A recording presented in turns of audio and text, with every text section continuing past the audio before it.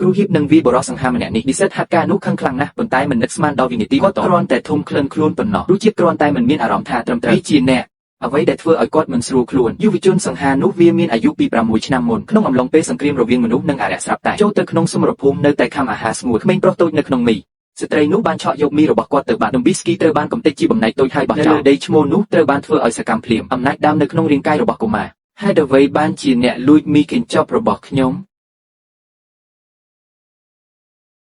ំរហូតដល់នាងស្លាប់ស្ត្រីនោះអត្តសញ្ញាណពិតរបស់ក្មេងប្រុសនោះមិនច្បាស់លាស់ទេវាបានបង្ហាញថាក្មេងប្រុសតូចនោះកើតនៅឆ្នាំពិភពលោកមួយដែលមនុស្សគ្រប់គ្នាជួសជុលរំជុលនឹងហើយនៅថ្ងៃកំណើតរបស់គាត់ឪពុករបស់គាត់ផ្ទាល់ពេលឃើញគាត់ចេញពីបន្ទប់វះកាត់គាត់បានចេញមកវាជាខ្មោច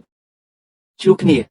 16ឆ្នាំបានកន្លងផុតទៅក្នុងមួយប៉ោះព្រេចភ្នែកក្មេងប្រុសតូចនោះរួចទៅហើយសាកលវិទ្យាល័យដែលដឹងថាពេលគាត់ចុះឈ្មោះចូលរៀននៅថ្ងៃដំបូងដោយសារតែរូបរាងសង្ហារបស់គាត់គ្រាន់តែទី2បន្ទាប់ពីបរិសុទ្ធទំពេកដែលមានសក់កន្ទុយជ្រូកគាត់កូនស្រីរបស់ម្ចាស់រូងភ្នំវាំងនឹងទឹកក៏ដូចគ្នាដែរព្រះអាទិត្យសម្រស់តែមួយគត់នៅក្នុងបរិវេណសាកលវិទ្យាល័យបានឡើងទៅចាប់ផ្ដើមការសន្ទនាសូមទោសសិស្សឲ្យតើលោកគ្រូអាចប្រាប់ខ្ញុំអំពីព្រះនាងជ្រូកបានទេខ្ញុំអាចទៅដល់ថ្នាក់ទី3ដោយរបៀបណាដឹងថាការដើរតាមសុនលងគឺការចូលទៅជិតពេកប្រកាសជានឹងទាក់ទាញចំណាប់អារម្មណ៍តែនោះបានសង្សឹកប៉ុន្តែខ្ញុំមិនចង់ធ្វើដូច្នោះទេកម្លាំងរបស់អ្នកហើយយល់ព្រមតាមរយៈឪពុកម្ដាយក្នុងអំឡុងពេលសិក្សាអំណាចវេទមន្ត្រាបានបង្ក្រាបជីឈីព្រោះដើម្បីលាក់បាំងកម្លាំងរបស់ខ្លួនគាត់ក៏សម្រេចចិត្តយ៉ាងបដិសេធនរណាម្នាក់ដោយផ្ទាល់មិនមែនជារឿងងាយស្រួលបន្ទាប់មកគាត់បានងាកចេញហើយចាក់ចេញប៉ុន្តែមិននឹកស្មានដល់ណានេះនៅតែតាក់ទាញក្រុមចោរប្លន់មួយក្រុមធំបានវាយប្រហារតើអ្នកអាចនិយាយបែបនេះដោយរបៀបណាស៊ីមភីបានមកដល់ហើយ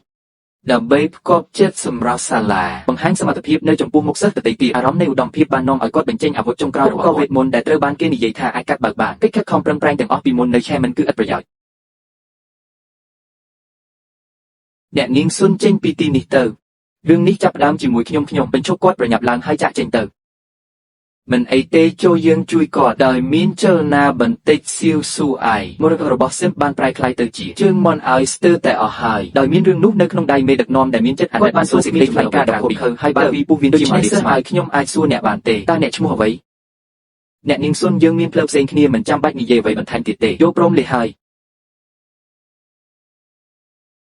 យមិនយូរប៉ុន្មានដល់ម៉ោងចូលរៀនហើយពួកគេក៏បានមកដល់ស្ត្រីដែលដើរមកនោះគ្មាននរណាក្រៅពីស៊ីទេកាលពី6ឆ្នាំមុនពួកអារ្យបានប្រយុទ្ធយ៉ាងខ្លាំងប្រចាំនឹងកែតែលេបមេនាងបានក្លែងខ្លួនចូលសាលារៀនខ្ញុំចង់ជ្រើសរើសការបំពេញធម៌ពលខាងវិញ្ញាណបេក្ខជនរបស់ភីជារបស់ពួកគេផ្ទាល់មិត្តឲ្យនេះលែងជាការសាកល្បងស្មារតីទៀតហើយនៅក្នុងផ្នែកអំណាចវាជាឆ្កែវង្វេងឬឆ្កែក្រហមអារ្យសម្លៀកបំពាក់រាមអត់ប្រយោជន៍ច្រើនណាស់បងប្អូនឲ្យតើសិស្សក្នុងថ្នាក់នេះអាចអាក្រក់យ៉ាងនេះដោយរបៀបណាមានម្នាក់ណាអាចប្រឡងជាប់ថ្នាក់ឡើយដោយឃើញថាសៀវស៊ួយមិនបានកម្រើកខ្លួនយូរមកហើយគាត់ក៏ត្រូវបានគំរាមកំហែងប្រសិនបើវាមិនត្រូវបានបណ្តេញចេញពីសាលារៀនដោយគ្មានជំរឿផ្សេងទៀតសៀវស៊ួយអាចធ្វើបានតែប៉ុណ្ណោះធ្វើដូចដែលបានណែនាំឲ្យបង្ក្រាបចំណងរបស់អ្នកដោយអស់ពីស្មារតីអំណាចខាងវិញ្ញាណដោយខ្លាចមិត្តរួមថ្នាក់របស់ការរកឃើញនេះប៉ុន្តែលទ្ធផលគឺស្មារតីរបស់នាងកម្លាំងនោះខ្លាំងពេកហើយហៅគ្រូមកសួរភ្លាមសត្វទេវភាពដែលបានចុះកិច្ចសន្យាផ្ទាល់ខ្លួនរបស់អ្នកនៅចំពោះមុខខ្ញុំពិតជាសិស្សក្នុងថ្នាក់ទាំងមូលមានការភ្ញាក់ផ្អើលយ៉ាងខ្លាំងរៀបឲ្យសិស្សរបស់សូមគេតែរូបចាស់ក៏ដោយចៅហ្វាយនោះមើលទៅកាច់សាហាវហើយចាប់គាត់ជាវជួយចង់បានការបញ្យល់តើអ្នកជានរណាឲ្យប្រកាសលោកគ្រូខ្ញុំបាននិយាយថាវាជាគ្រោះថ្នាក់តើអ្នកជឿវាទេទោះយ៉ាងណាក៏ដោយដើម្បីបញ្ចប់កិច្ចសន្យា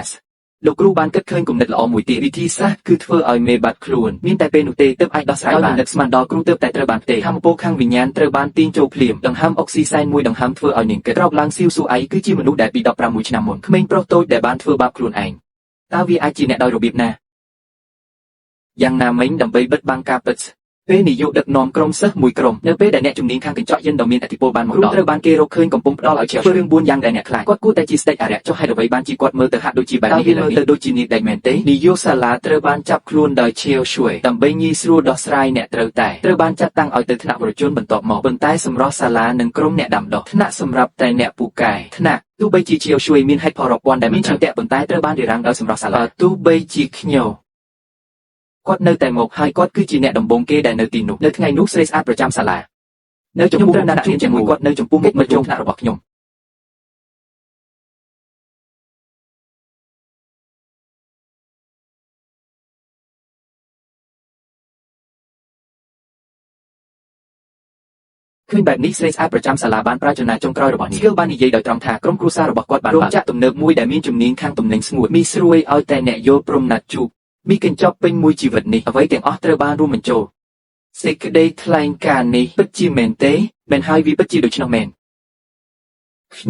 ខ្ញុំយល់ស្របអ្នកទាំងពីរទើបតែកាន់ដៃគ្នាហើយហៀបនឹងពេលខ្ញុំហៀបនឹងចេញដំណើរខ្ញុំបានងាកមកវិញហើយត្រូវបានបញ្ចុះនៅឯវាស្រាលទៀតដោយបង្ហាញថាវាកំពុងរក្សាអស់រយៈពេល3ឆ្នាំប៉ុន្តែត្រូវបានជំនួសដោយអ្នកស្រាប់តែធ្វើអន្តរាគមន៍ តើអ្នកណាអាចទ្រាំទ្រនឹងរឿងនេះបានដូច្នេះដោយពឹងផ្អែកលើជំហររបស់គាត់ផ្ទាល់ជាការដ៏ល្អឥតខ្ចោះចូលចាប់យកវាភ្លាមត្រូវការដាវធំប្រវែង60ម៉ែត្រកាត់ជាវឆ្វេង